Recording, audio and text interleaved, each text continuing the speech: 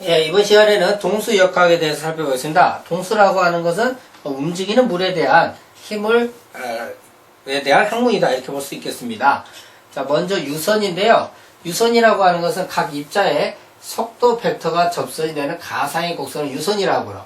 유관이라고 하면서 이러한 유선들을 그려봤을 때 하나의 어떤 관의 형태로 이렇게 보이는 것, 이것을 바로 유관이라고 하고 있습니다.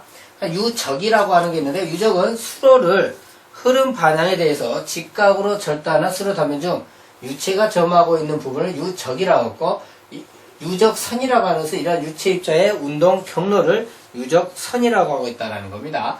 자, 흐름의 종류인데요. 먼저 시간에 따라서 구별하는 것은 정류냐 부정류냐, 우리가 이렇게 두 가지로 구별합니다. 먼저 정류, 즉 정상류는요, 시간에 따라서 유량이나 속도, 압력, 밀도, 유적 등의 유독 특성이 변하지 않는 흐름입니다. 이거 식으로 쓰면 델타 T분의 델타 Q가 0입니다. 변하지 않으니까. 델타 T분의 델타 V도 0이고 델타 T분의 델타 Rho도 0이고 이런 식으로 0이 된다고 표현을 하고 있고요. 자, 이것도 가끔 물어보고요, 시험에서. 부정류, 이것도 시험에서 가끔 물어보는데요. 이거는 정류하는 정반대로 시간에 따라서 유동 특성이 변하는 흐름입니다. 그래서 0이 아니다 이렇게 표현하고 있죠. 그래야 변하겠죠. 그래서 시간에 따라기 때문에 시간이 기준이 되기 때문에 분모의 전부 다 델타 T 시간이 들어가고 있습니다. 이번에 공간에 따른 분류입니다. 이거는 등류냐 부등류냐 이렇게 물어보는데요.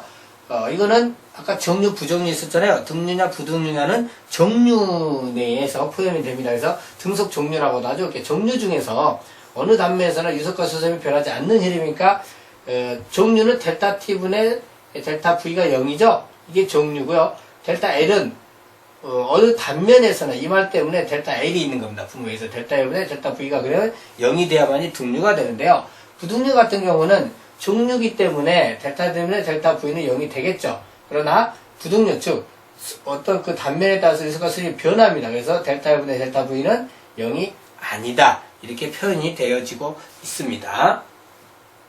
자, 이번엔 이제 충류와 난리인데요. 충류라고 하는 것은 물의 흐름이 층을 형성하고 간다는 얘기입니다. 그러니까 서로 섞이질 않겠죠? 그래서 서로 층을 이루면서 흐른다. 서로 흐른다. 근데 난류는 서로 이렇게 층을 흐르지 않습니다. 그래서 막 뒤섞이고 한마디로 난장판이 되는 거죠. 서로 막 불규칙하게 뒤섞이고 흐트러지는 흐름을 바로 뭐라 한다? 네, 난류라고 한다. 이렇게 정의가 되어 있습니다.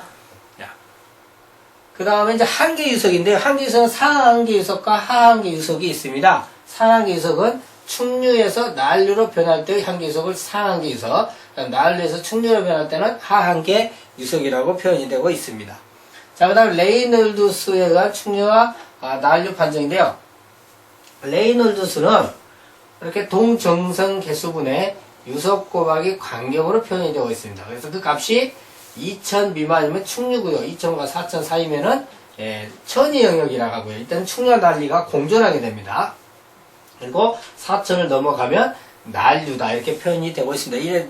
이러한 레이놀드스에서 충류와 난류를 판정하는 부분은 별표 4개 정도의 출제 비율을 가지고 출제가 되고 있으니까요. 꼭 중요하게 숙지를 해주시기 바라겠습니다. 자, 이번엔 상류와 사류입니다. 상류라고 하는 것은 뭐냐면요.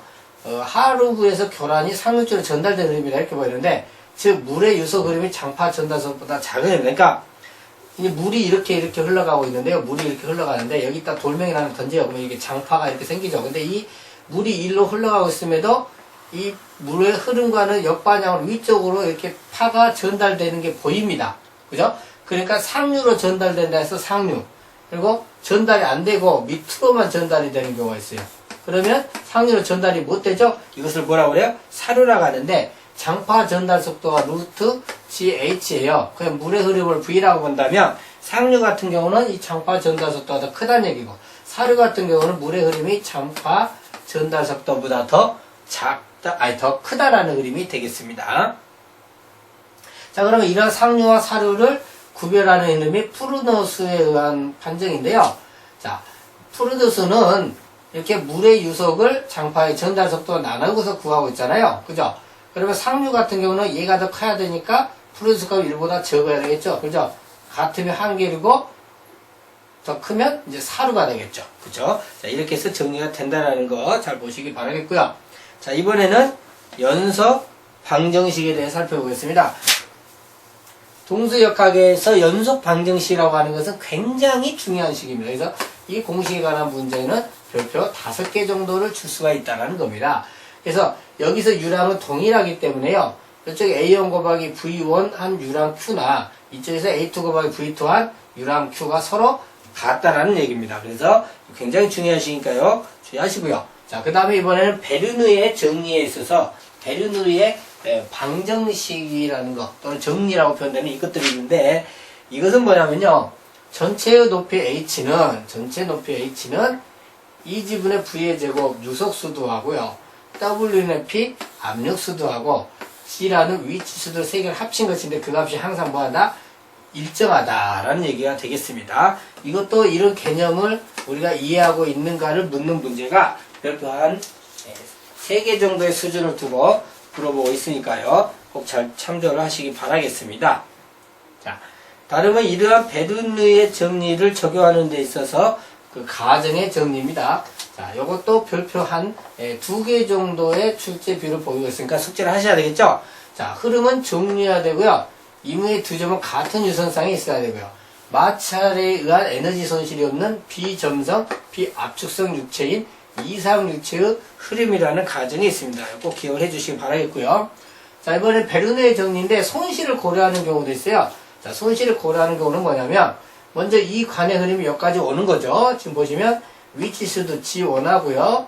W분의 P1이라는 압력수도 E지분의 V1의 제곱이라는 속도수도 이 세 개를 더한 총 수도하고 이쪽에서 위치수도 G2와 압력수도 W분의 P2 속도수 E지분의 V2의 제곱하고 사실은 일정하게 같아야 되겠죠. 그런데 다른 경우가 생기더라는 얘기죠. 그때는 뭐 때문에 손실수도 HL이 생기기 때문에 그러더라 해서 플러스 HL 하면 값이 똑같아지는 거죠.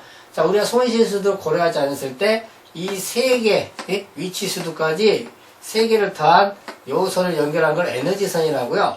그래서 속도수도 E지분의 V 제곱을 뺀 위치수도와 압력수도만을 연결한 것을 동수경사선이랍니다. 그래서 동수경사선은 물이 움직이는 경사이기 때문에 이 동수경사에 따라서 물의 흐름이 결정된다. 실제로 우리가 높이를 쟀을 때 높이가 더 높고 낮은 곳이 있는데 낮은 쪽에서 높은 쪽으로 흘러버릴 때도 있어요. 그럴 때는 뭐냐면 실제 우리 눈에 낮게 보이는 그쪽이 동수경사는 실제로 어쩌다 높다라는 얘기가 되겠죠. 그래서 요 손실수도 고려한 이 베르누의 정리가 별표 2개 정도, 그 다음 방금 설명했던 에너지선을 이해하는 게 별표 1개, 그 다음 동수경사를 이해하는 게 별표 3개 정도의 기준을 가지고 문제가 출제되고 있다는 거. 그죠? 그래서 동수경사는 위치수도와 압력수도만을 가지고 표기를 하고 있다는 것까지 기억을 하시면 되겠습니다. 자, 이렇게 해서 동수역학에 대한 기본적 이론을 살펴보았습니다.